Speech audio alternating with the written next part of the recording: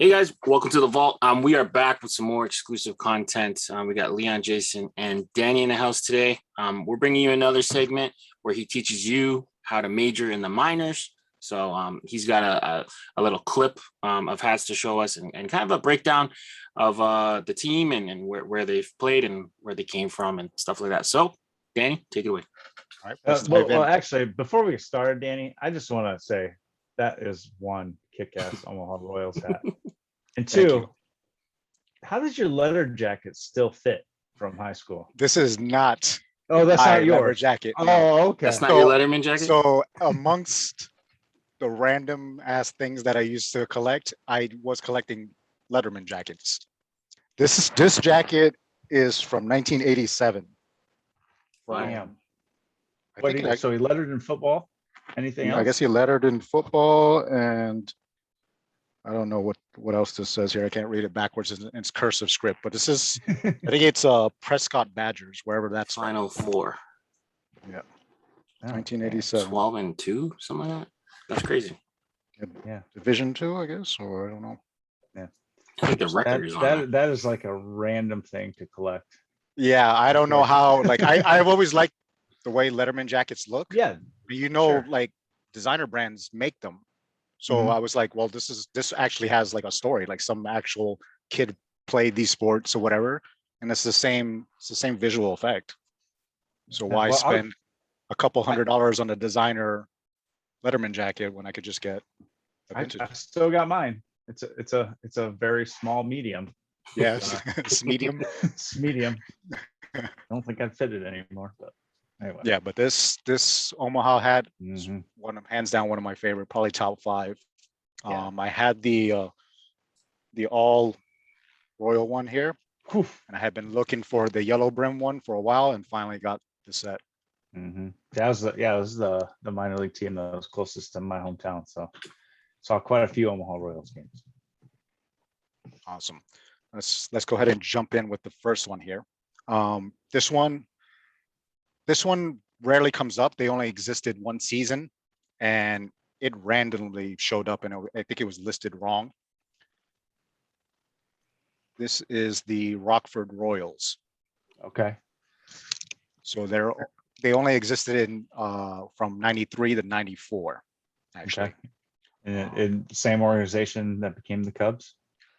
Right. So the interesting story about them, they previously were the Rockford Expos, and then they got bought out by the Cubs. Gotcha. But the Cubs had supposedly an agreement still with Peoria. So for 2 seasons, they had to give up or allow the rights to Kansas City. Oh, okay. So for 93 and 94, Kansas City had them into, I guess, whatever agreement with Peoria expired so that the Cubs could take over. And then, of course, they became the Rockford Cubbies. So Midwest League, obviously, Kansas City affiliate. Johnny Damon played for them, actually. Oh, very cool. So this one, I grabbed it. It's a DeLong, so pretty beat up DeLong. Yep. A little bit smaller, but just to have the logo as a placeholder until I eventually find it, hopefully down the road, it was pretty nice to get. DeLong made a lot of hats in that era, the 80s, 90s. Yeah, there's a lot of DeLong hats. They fit. They out of like the off-brand ones. They're kind of like the cheaper one. They fit a little bit flimsier, or they feel a little bit flimsier. But I was surprised to see. I think I have the Elmira DeLong that I have that still has the tags. It actually says that they've been around since like I think it was like the late 1800s or something like that. Jeez. Yeah. I feel like it was like 8. Yeah, but a lot of minor league, especially the lower levels, went with DeLong because they were cheaper. Yeah, I mean, they don't have the budget to spring for a new era. So exactly, and they are fitting it along the lines of the cheaper kind of end spectrum of the hats. Their embroidery is not always the best or impressive on them, as opposed to like Proline, which we'll get into that shortly. So the next one you should be familiar with. Hey, I know Iowa. These are the Iowa Cubs. Yeah, one of the worst minor league logos in the history of baseball. So basic. It's just like, oh, we're the Iowa Cubs. Should we come up with something new? No, just throw an Iowa on top of the Cubs. Right. Yep. Batterman. Entered. So they wore this particular logo from 88 to exclusively through 2005. Then they transitioned into this one. The I logo. Yep. So even more impressive than the Iowa Cubs. It's a better logo than that Iowa. They still do wear that Iowa Cubs. Yeah, they kind of time to time, but so this one is a little bit newer blue box label. Oh, okay. Iowa Cubs. That's a seam ornament, as Pierre would call it. Yeah. So of course, prior to becoming the Iowa Cubs, Jason, they were the Iowa Oaks from 69 to 81. And during this time that they were wearing specifically this front logo, American Association from 82 to 97, they were actually the league champs in 93. The American Association ended up folding after 97. So then they switched over to the Pacific Coast League from 98 through 2019. And then with the rearrangement, they're now a AAA East team. Yes. Prior to this logo, I think they were just wearing the traditional C Cubs logo. They were. Yeah. In fact, the very first baseball game I ever went to was preseason Iowa Cubs versus the Chicago Cubs. The Chicago Cubs came down to Des Moines and did an exhibition game. And so I got to see Ryan Sandberg and well, that was the only notable Cub of the era, but yeah, and they were both basically wearing the same uniforms. Mark Price was gone already by that time? Oh, no. This was way before Price's time. Oh, okay. This was 84. Okay. Yeah. Long time ago. So what I was just alluding to about Proline, this I actually scooped up for Pierre. So this is going to be going to Pierre. I was offered a deal on it when I was purchasing another hat, and it happened to be in his size. So I let Pierre know about it, and he decided to take it. Pretty sweet deal. And I kind of, once I got it in hand, a little bit of regret not adding it to the collection. That's because cool. As you can see on the Proline one, the embroidery is pretty on point. Very nice. But this is definitely something that obviously in Pierre's size he'll be rocking. So that was a nice ad. Then we're going to go a little bit of a throwback to the last episode. So I showed the West Tennessee Diamond Jacks, the one that kind of kicked off Randy Yost's minor league career. So we're going to go a little bit backwards to the prior logo. So they wore this one from roughly 98 to 2001. Once again, going back to last episode, Jackson, Tennessee, Southern League. They were a Cubs affiliate during this time, and they were the league champs in 2000 while wearing this particular style. Not exactly the most elaborate logo. No, it's not, but it's a J logo, so it had to join the collection. Yeah, it's somewhere over in the greens, wherever the greens are, down there. From there, we're going to go ahead and jump over to Louisville, Kentucky, for the Louisville Redbirds. Okay. First one is the L script. Nice. They never have any good L hats. Oh, that's a good one. This one's a good one here. So this particular just L was from 89 to 92. They did wear originally when they first started this L and an R in the similar kind of script. And then they had one, I think it was like 1 year that they just had like a block L before going to this one. So this 89, 92, and then after this particular one, this is a obviously older, no Batterman, older New Era tag. Gray bottom too. Yep, nice. Gray bottom. Then 93, they switched to this one. Oh, that's a good one. So they wore this one from 93, then 97, possibly 98. I wasn't able to completely confirm if they wore this colorway, this two-tone.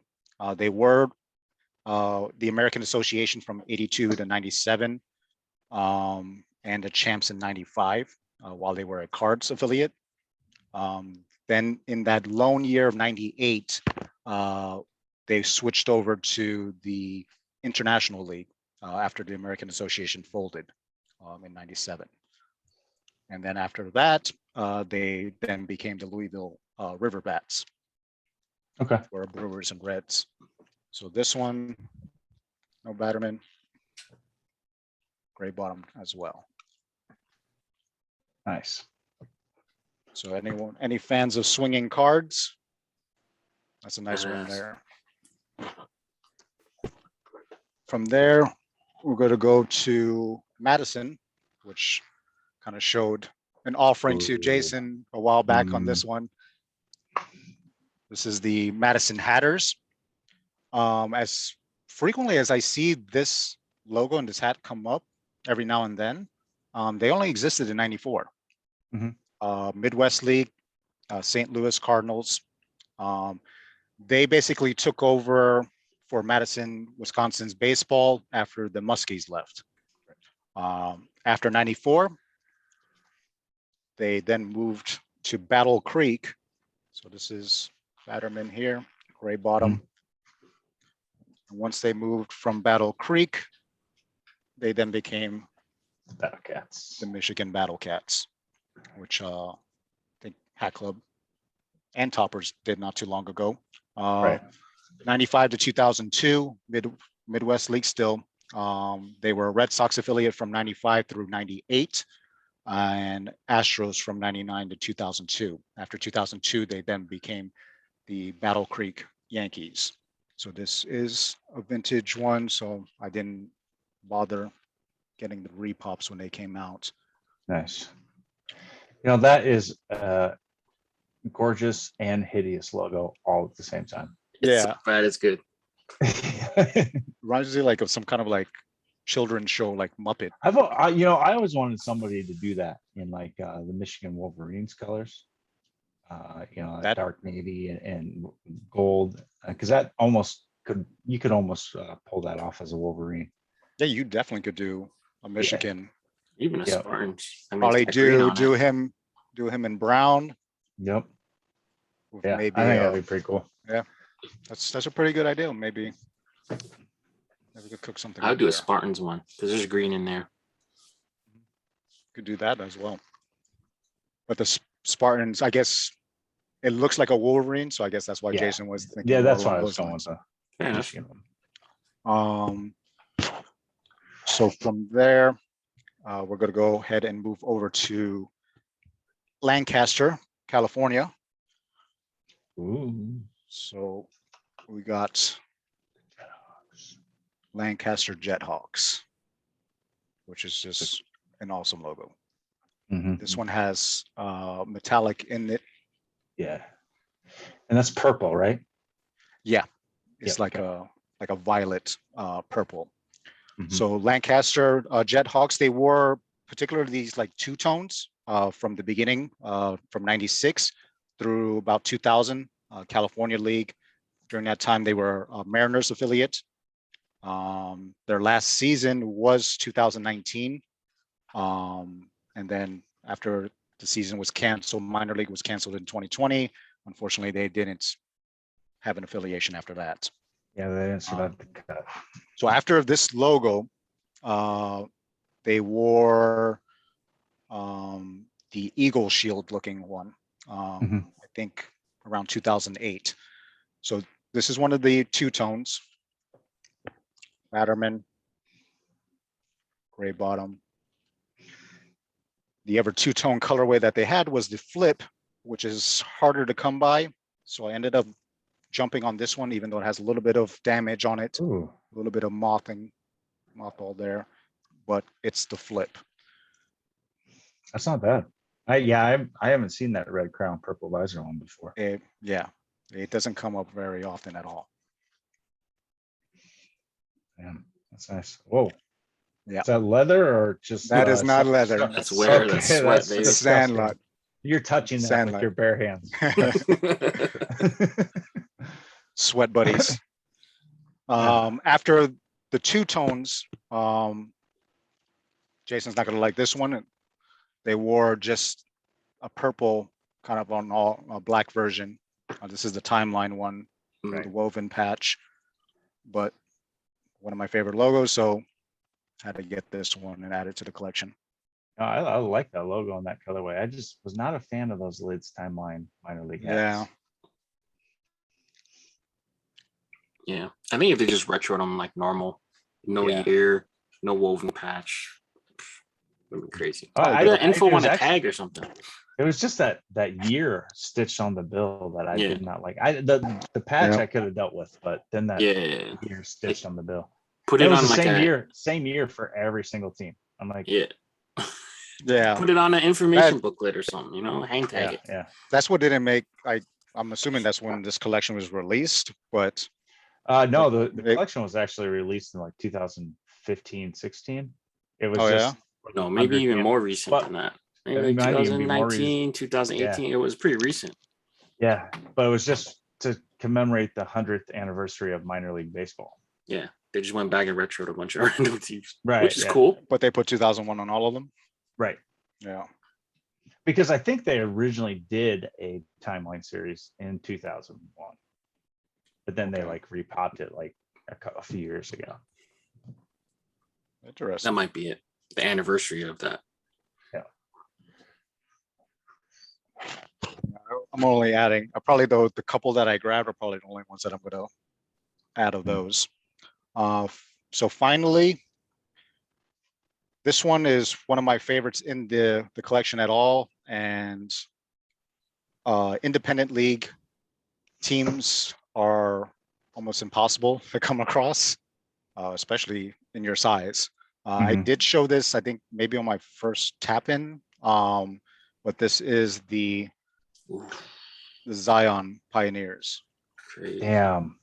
Crazy. That is fantastic. But this logo is so good.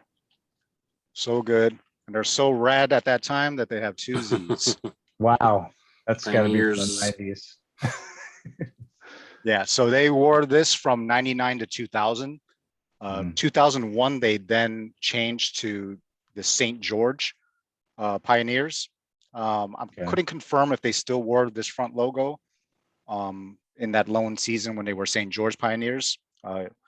But that's St. George, Utah. Western Baseball League is the particular league that they were a part of. Obviously, independent league, so no affiliation. But this, that's an awesome cool logo, man. New Era. Wow. So that should be in the catalog somewhere. It might be. Anybody? As an independent league, you think so? Well, I mean, they might have lost the license. That's yeah. Well, the license, trademarks and licenses are tough.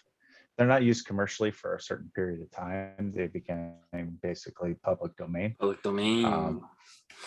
Yeah, and that's when you can really do some damage. But I don't know if New Era likes messing with those too much or not. But yeah, it's kind of like with the Lancaster, since they lost the affiliation.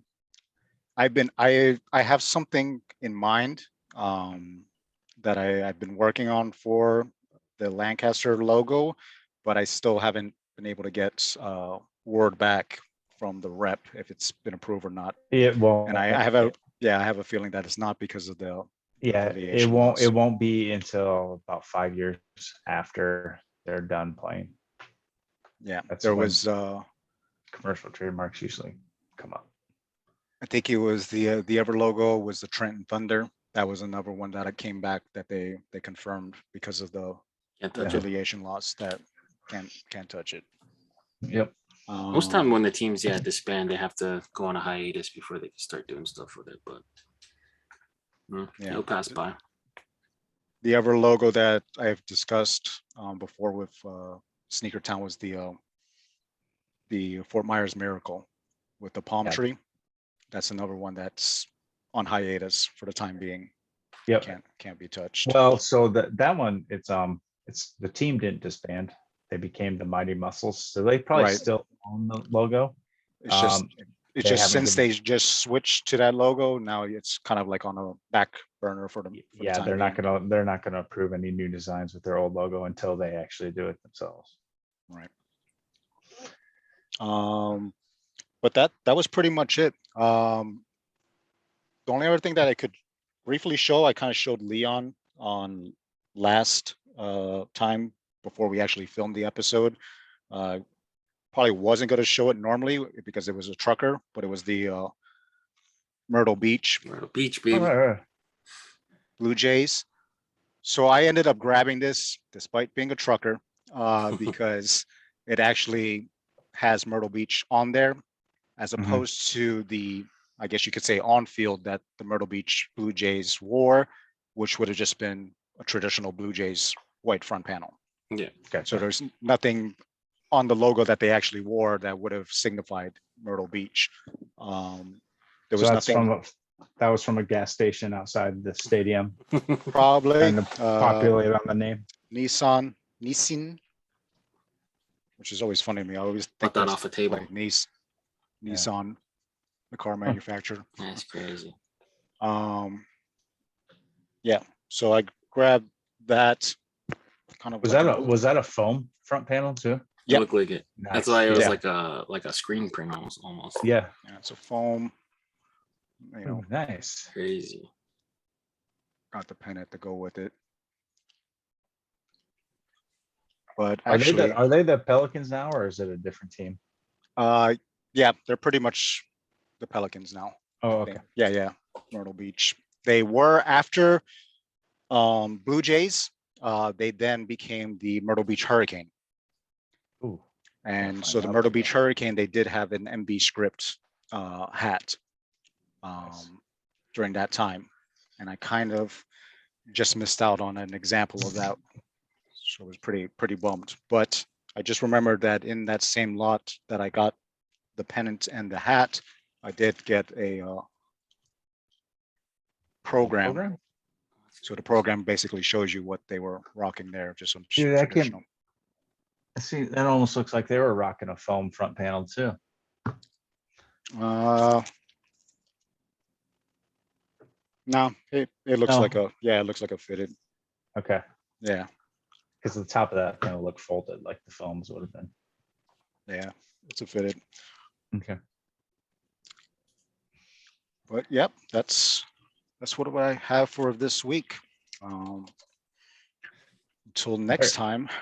That's good very, stuff. Very, man. Very cool. Yeah. Man. I enjoy majoring in the minors with Danny. He's always pulls out some fantastic random stuff. He's always scouring the little dark corners of the web for these gems. I got some good Brave stuff coming in. It's always interesting to see like the lineage and to see like the team, how it passes by through different ones, and some take the parent name, some don't, and just keep moving around. It's crazy. Yeah, it's interesting. That's why I wanted to kind of just jump between the two teams there, the Madison Hatters and the Battle Cats, kind of to show how the transition was. But even prior to that, it was the Madison Muskies. But technically, the Madison Muskies franchise itself moved. So it wasn't a name change. It was an entirely new team, the Madison Hatters, that then came to Madison. That happens. So that happens a lot too. So you might have a team that travels, but then it has the same name, and you think it's the same team, and they just changed the logo or the team name, and it's an entirely different team that then became its own lineage, somewhere else. That's crazy. Because you think about it, some of these minor league cities, that's really all they got going for them, and they've invested a ton of money into that ballpark. Is usually public funds to build it, and when that team leaves, man, they don't want a ballpark sitting empty, so they go out and they find another team to come in and take it. I mean, it's good for the communities and keeps baseball alive in these small towns. And you even see some examples of teams or cities that are pretty much like desperate to try to get a team, and they kind of like shambly, like just throw a team together and get a field and location just to have a team, and it ends up failing. One of those examples is the River City Rumblers. By far one of the coolest logos ever. One of the coolest logos, but if you try to look up, I mean, there's very limited pictures on them. I couldn't find a picture of an actual player wearing like jersey or anything like that. I found the mascot dressed in the jersey. Yep. I found the mascot dressed in the jersey, and the it wasn't even an official like River City Rumblers like baseball club press photo. It was like the company that built the Rhino mascot uniform. But if you search them, you probably were going to come across some old blog, I think it was, that shows their field, and their field looks dilapidated. Like it looks like they confiscated technology as you entered into the park. Like you can't come in here with anything advanced, like wooden like bleachers. Like it looked lower than a high school like field. And as you know, they only lasted the one season. Right. But during that one season, they gifted us that great logo. It's a great logo. I was just super happy when this was when Toppers pressured this. I think Hat Club's done it too before. So absolutely. That's one of those interesting ones that I guess because of New Era's lack of an archive, they don't have any kind of, I would assume, files on the embroidery and logos and stuff. So I'm assuming when some of these vendors decide to repop them, they have to go off of either pictures or whatever the case was to probably reconstruct the logo. And that particular one, if that's one of those ones where you might say, like, as you're viewing this, I have the repop or I have the retro one, I'm good. That's one of the ones that if I was you and you really like that logo, try to track down a vintage one, because the embroidery is so much better. It's pretty much like 3D metallic. That's one of those ones I would strongly recommend if you love that logo to try to track down a vintage one. If they got that sweaty ass band on there, I'll pass.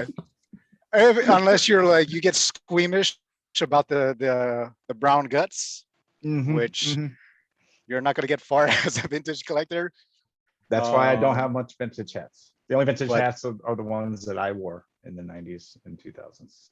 So yeah, but that's something that you just like end up sucking up. I was like that at the beginning too, when I started looking for vintage stuff, and I just came to the realization, I was like, some of these I don't think are going to get retroed at all for whatever reason over the course of time. And once I started realizing the difference between the embroidery and logo design too, some of them are just different. Like they'll change something, like the shoes on the mascot or the eyes or something will be a little bit slightly different.